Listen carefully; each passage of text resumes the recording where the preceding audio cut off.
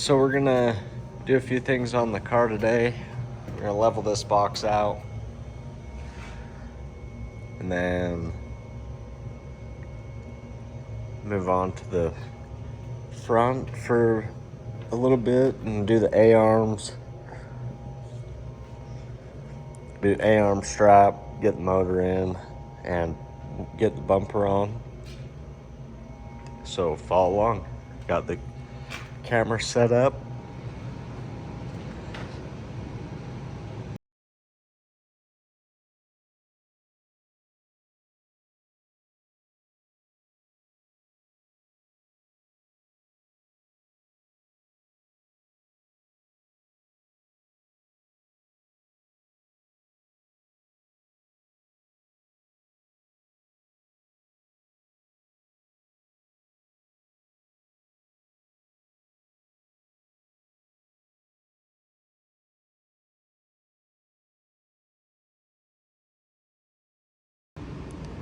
Alright guys, so we got everything's bolted in now, steering column's in. So we're running into a bit of an issue. Tranny's up as high as it can go. Got a gap under here. We only can have 12 inches total weld to hold this whole engine in. So the problem we're running into is that there's no pressure on these pads at all.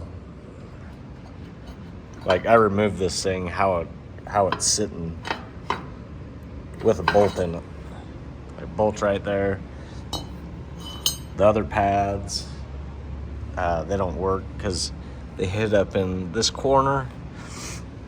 But if derbying was easy, everybody would do it. So we're gonna run down to the store and swap out an oxygen bottle, and we're going to trim off this little bit and then weld the piss out of it right there, and then put the cross member in, and then hopefully put a front bumper on. So we'll be back in a few, let you guys know how it goes.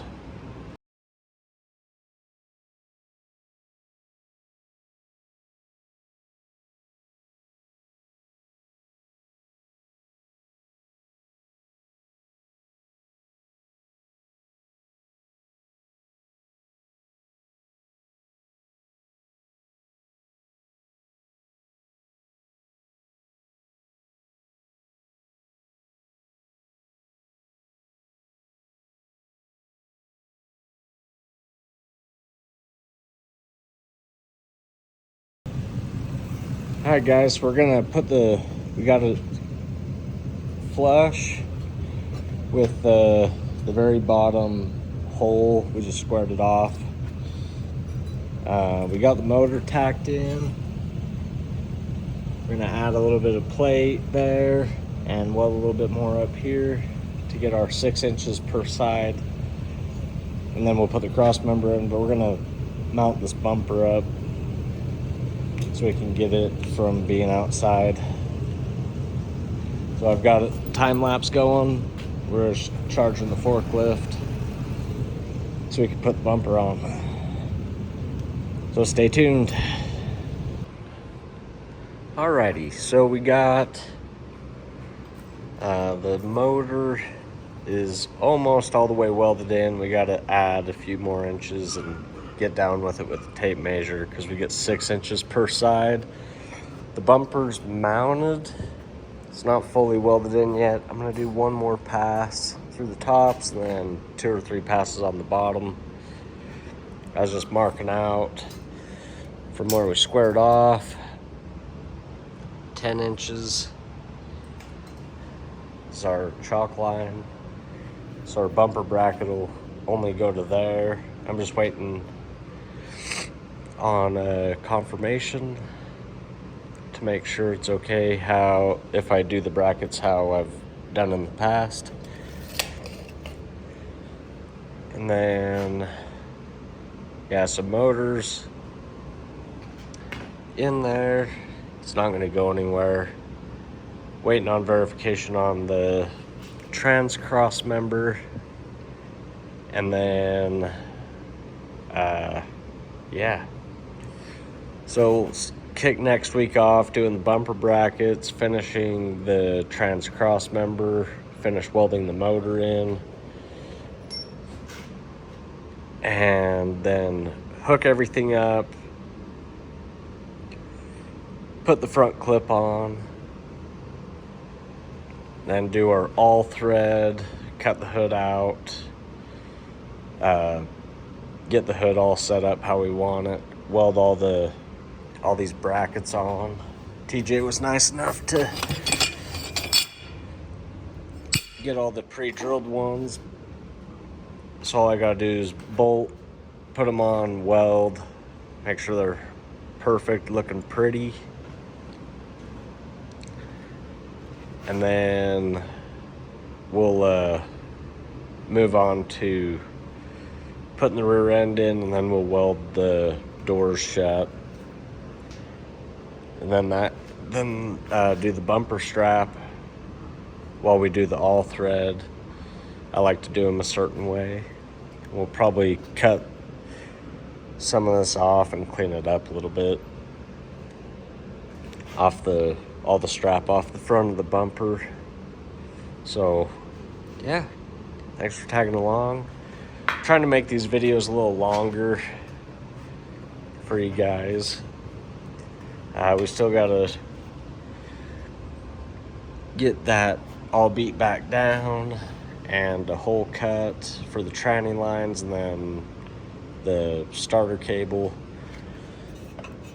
and hook all that stuff up. But it turned out really good.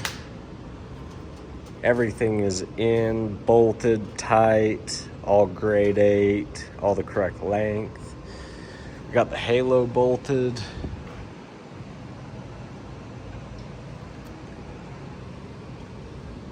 And yeah, I think it's turning out really well.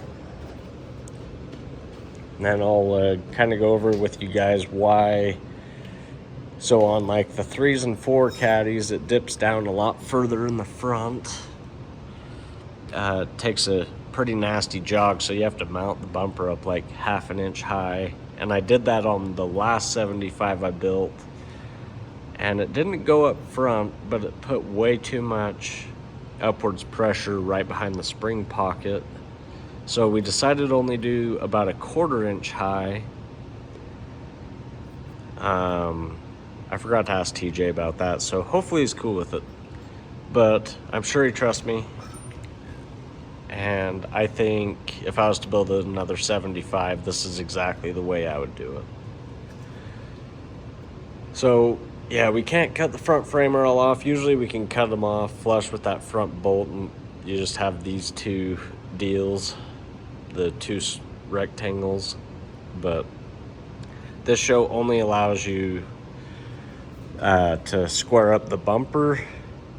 So we took it, let's see, I mean, like literally this is the bottom of that hole, like it's just a sliver. So we just squared it up, and I think it turned out really good.